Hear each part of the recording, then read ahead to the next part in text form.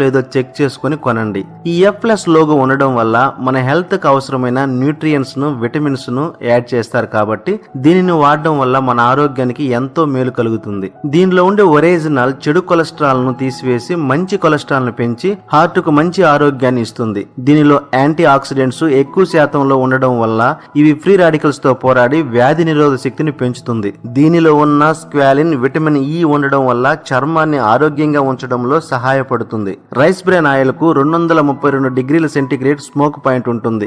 ఎంత హీట్ చేసినా పొగరాదు, ఎంత వేడి చేసినా ఆయిల్ లో ఉండే న్యూట్రియన్స్ లాస్ అవ్వవు, కలర్ కూడా చేంజ్ అవ్వదు.